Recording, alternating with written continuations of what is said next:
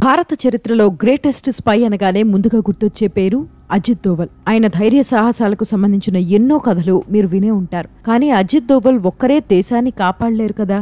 ఎందరో రా agents, spice, informers సరిహద్దు దాటి శత్రు దేశానికి సంబంధించిన కీలక వివరాలను సేకరించి ఇండియాకు చేరవేస్తూ ఉంటారు. ఇలాంటి సక్సెస్ఫుల్ మిషన్స్ గురించి యూట్యూబ్లో చాలా స్టోరీస్ ఉన్నాయి. కానీ రియాలిటీలో ఒక స్పై జీవితం ఊహకందనంత కష్టంగా ఉంటుంది. మిషన్లో భాగంగా పాకిస్తాన్కి వెళ్లి దొరికిపోయి 20-30 ఏళ్ల జైళ్లలో చిత్రహింసలకు గురై జీవితాన్ని కోల్పోయిన వారు చాలా మందే ఉన్నారు. వీరిని భారత ప్రభుత్వం గుర్తించదు. వీరి త్యాగాలకు సరైన గుర్తింపు దక్కదు. వీరి కథలు చీకట్లో మిగిలిపోతూ ఉంటాయి. ఇలాంటి కొందరు స్పైస్, అండర్ కవర్ ఏజెంట్స్ గురించి ఈ వీడియోలో నేను మీకు చెబుతాను. వీడియో చివరి వరకు చూస్తే కన్నీళ్లు తప్పవు. ఫిక్షనల్ స్పై స్టోరీస్ చూసి విజిల్స్ వేయాలంటే పఠాన్, ఏక్ థ టైగర్ లాంటి సినిమాలు చూడండి. కానీ రియాలిటీ తెలుసుకోవాలంటే ఈ వీడియో చూడండి. అజిత్ దోవల్ వంటి వారే కాదు, ఇలాంటి వారికి కూడా తగిన గుర్తింపు రావాలని మీరు కూడా ఒప్పుకుంటారు. జీవితంలో చిన్న చిన్న సమస్యలకే అల్లాడిపోతున్న మనకి అసలు మనం ఎంత లక్కీ అన్నది ఈ కథల ద్వారా తెలిసొస్తుంది.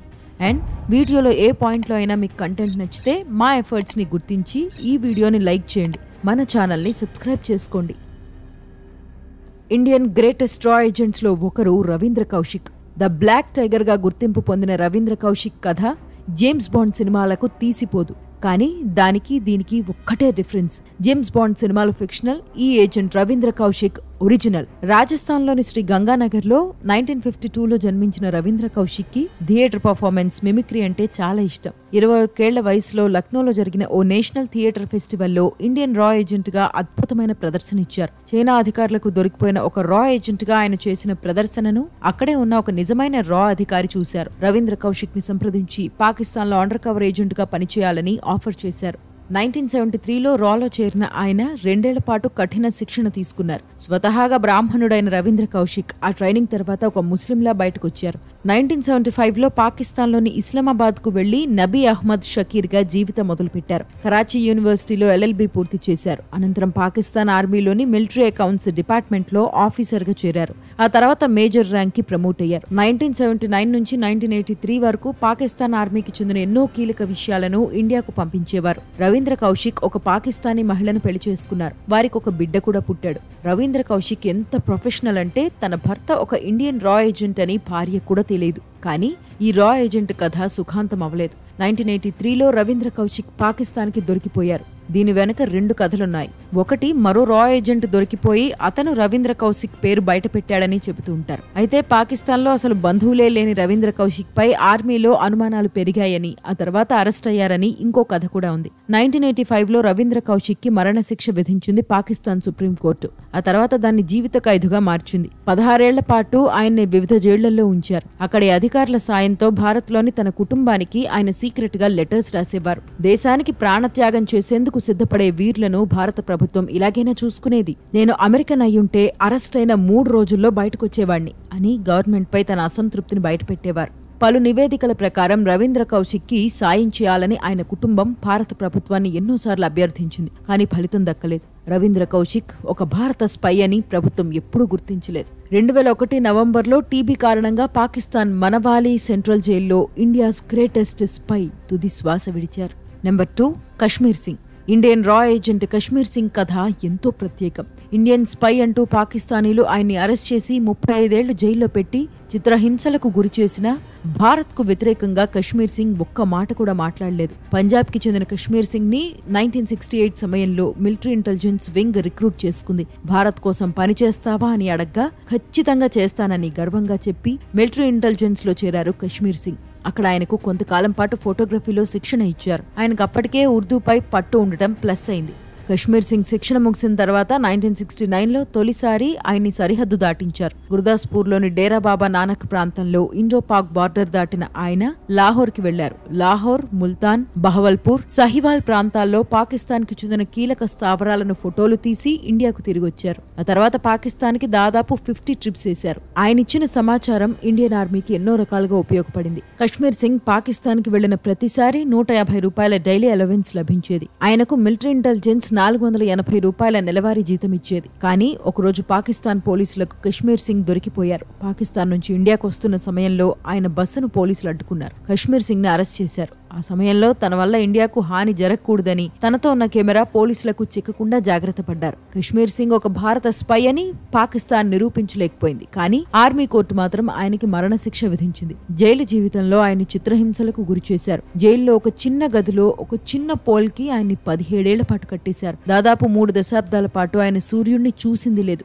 అంత బాధలోనూ భారత్కు వ్యతిరేకంగా ఆయన ఒక్క మాట కూడా మాట్లాడలేదు. తాను చేసే పని గురించి కశ్మీర్ సింగ్ తన కుటుంబానికి ఎప్పుడూ చెప్పలేదు. కానీ తనకేమైనా జరిగితే మాత్రం ఇండియన్ ఆర్మీ మిమ్మల్ని చూసుకుంటుందని తన భార్యకు చెప్పేవారు. కశ్మీర్ సింగ్ అరెస్ట్ తర్వాత అలా జరగలేదని ఆయన భార్య పరంజిత్ సింగ్ చెప్పారు. 2 ఏళ్ల పాటు నెలకు 300 అందేదని, ఆ తర్వాత సింగిల్ పేమెంట్ కింద 5,000 ఇచ్చారని ఆమె అన్నారు. అది సరిపోక తన 3 బిడ్డలను పెంచేందుకు చాలా కాలం పాటు ఇతరులలో పని మనిషిగా పనిచేసినట్టు చెప్పారు. భారత ప్రభుత్వం తమని పట్టించుకోలేదని ఆమె బాధపడ్డారు. 2008లో అత్యంత దీనస్థితిలో ఉన్న కశ్మీర్ సింగ్ ని హ్యూమన్ రైట్స్ మినిస్టర్ అన్సర్ బర్నీ చూశారు. ఆయన్ని విడిచిపెట్టాలని పాకిస్తాన్ ప్రభుత్వాన్ని అభ్యర్థించారు. అలా 2008 మార్చి 4న వాఘా బార్డర్ లో పాకిస్తాన్ నుంచి ఇండియాకు వచ్చారు కశ్మీర్ సింగ్. కశ్మీర్ సింగ్ ఒక స్పై అని భారత ప్రభుత్వం ఎప్పుడూ ఒప్పుకోలేదు. కానీ ఆయన విడుదలైన తర్వాత సింగ్ కుటుంబ పరిస్థితులు కాస్త మెరుగుపడ్డాయి. ఆయన కుమారుడికి పంజాబ్ ప్రభుత్వం ఉద్యోగం ఇచ్చింది. సింగ్ కి నెలకు 10,000 పెన్షన్ ఇచ్చింది.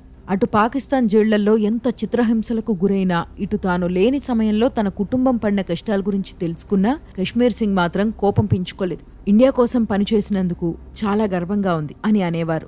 వీడియోలోకి వెళ్లే ముందు ఒక చిన్న విషయం. ఇప్పటి వరకు చూసిన కంటెంట్ మీకు నచ్చితే ఈ వీడియోని వెంటనే లైక్ చేయండి. మన ఛానల్ని సబ్స్క్రైబ్ చేసుకోండి. రా founder RN Kao, Indian spy Ajit Doval గురించి చేసిన వీడియోలను కింద డిస్క్రిప్షన్లో ఇస్తాను. ఈ వీడియో చూసిన తర్వాత వాటిని కూడా చూసేయండి. Back to topic. Number 3, Satpal. Punjab గుర్దాస్పూర్లోని దద్వాన్ అనే గ్రామం పేరు మీరు ఎప్పుడైనా విన్నారా?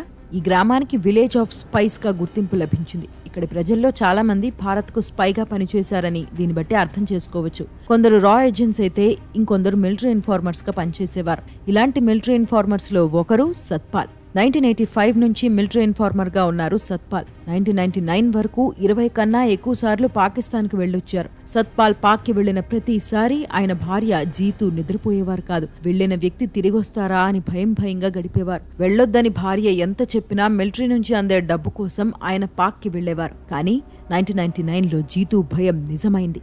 1999 కార్గిల్ యుద్ధం సమయంలో సత్పాల్ ని పాకిస్తాన్లోకి పంపించింది military intelligence. Pak army secret hideouts, maps తో పాటు ఇతర వివరాలు సేకరించి భారత్ కి తిరిగి రావడం ఆయనకు అప్పగించిన మిషన్. కానీ ఆయన పాకిస్తాన్ ఆర్మీకి దొరికిపోయాడు. ఆయన్ని కోట్ లాక్పత్ జైల్లో పెట్టి చిత్రహింసలకు గురిచేశారు. ఆయన్ని పాకిస్తాన్ పోలీసులు ట్రీట్ చేసిన విధానం తెలిస్తే కన్నీళ్లాగవు.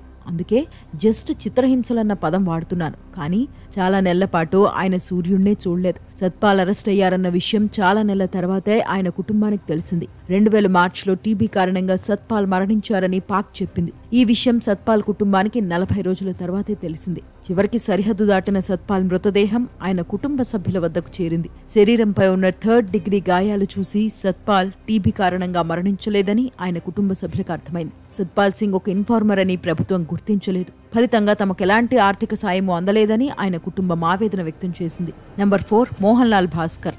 ఒక భారత స్పైగా పాకిస్తాన్కి వెళ్లి అక్కడ దొరికిపోవడం ఒకెత్తు, డబుల్ ఏజెంట్ గా పనిచేస్తున్న వ్యక్తి వెన్నుపోటు పొడవడంతో దొరికిపోవడం మరో ఎత్తు. పంజాబ్ కి చెందిన మోహన్ లాల్ భాస్కర్ జీవితంలో ఇదే జరిగింది. 1942లో ఒక పేద కుటుంబంలో జన్మించిన భాస్కర్ జీవితంలో ఎన్నో కష్టాలు పడ్డారు. కూలి పనులు చేసుకుంటూ చదువు సాగించేవారు. ఆ కాలంలో ఎంఏ బీఈడీ పూర్తి చేశారు. అయితే భాస్కర్ కి చిన్నప్పటి నుంచి దేశభక్తి ఎక్కువ.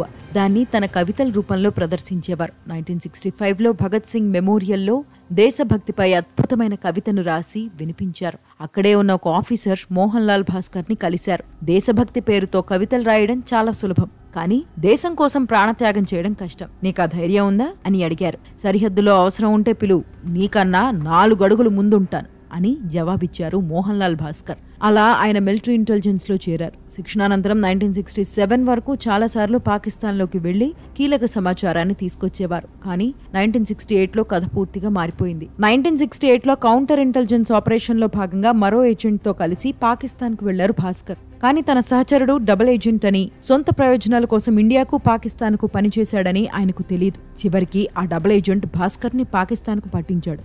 గూఢచర్యం కింద భాస్కర్ ని పోలీసులు అరెస్ట్ చేసి చిత్రహింసలు పెట్టారు. చాలా కాలం పాటు ఆయన జైల్లోని ఒక గదికే పరిమితమయ్యారు. ప్రిజనర్ ఎక్స్చేంజ్ ప్రోగ్రాంలో భాగంగా 1974 డిసెంబర్లో విడుదలై ఇండియాకి తిరిగొచ్చారు మోహన్ లాల్ భాస్కర్. స్పైగా పాకిస్తాన్ జైల్లో తన జీవితం మీద ఒక పుస్తకం పబ్లిష్ చేశారు. అందులో ఇంకా చాలా విషయాలను చెప్పారు. భాస్కర్ జీవితం గురించి పూర్తిగా తెలుసుకోవాలనుంటే కింద కామెంట్ సెక్షన్ లో చెప్పండి, ఖచ్చితంగా వీడియో చేస్తాను. భాస్కర్ అరెస్ట్ అయ్యారన్న విషయం ఆయన కుటుంబ సభ్యులకు 2.5 ఏళ్ల వరకు తెలియదు. ఆయన గురించి వెతికి అలిసిపోయారు. 1974లో భాస్కర్ ఇండియాకు తిరిగి వచ్చిన తర్వాత కూడా చాలా కాలం పాటు ఆయన కుటుంబం ఎన్నో ఆర్థిక ఇబ్బందులు ఎదుర్కోవాల్సి వచ్చింది. ఆ తర్వాతే కొందరు ఆయనకు సాయం చేశారు. 2004 డిసెంబర్లో మోహన్ లాల్ భాస్కర్ మరణించారు. ఇటు భారత ప్రభుత్వం గుర్తించక అటు పాకిస్తాన్కు దొరికిపోయి జైళ్లలో చిత్రహింసలకు గురవుతున్న వారు ఇప్పటికీ చాలా మంది ఉన్నారు. కొందరు అదృష్టవంతులు మాత్రమే జైళ్ల నుంచి బయటపడి ఇండియాకు తిరిగొస్తారు. మిగిలిన వారి కథలు ఆ జైలు గోడల మధ్య సమాధి అయిపోతాయి. ఇక్కడ అసలు సమస్య ఏజెంట్ స్పైస్ ని భారత్ గుర్తించకపోవడం. వాస్తవానికి దొరికిపోయిన వారు తమ ఏజెంట్సే అని ఏ దేశం కూడా గుర్తించలేదు. ఇంత డెడ్లీ మిషన్స్ లో ఏజెంట్స్ వారి 20-30 ఏళ్ల జీవితాన్ని కోల్పోతూ ఉంటారు. వారు లేకపోవడంతో కుటుంబాలు కూడా రోడ్డున పడతాయి. ఏజెంట్స్ ని గుర్తించకపోయినా పర్లేదేమో కానీ వారి కుటుంబ సభ్యులకు ప్రభుత్వం ఏదో విధంగా ఆర్థిక సాయం చేస్తే బాగుంటుందన్నది నా ఒపీనియన్. ప్రభుత్వం తలుచుకుంటే ఏదో ఒక విధంగా ఖచ్చితంగా హెల్ప్ చేయగలుగుతుంది. మరి మీరేమంటారు?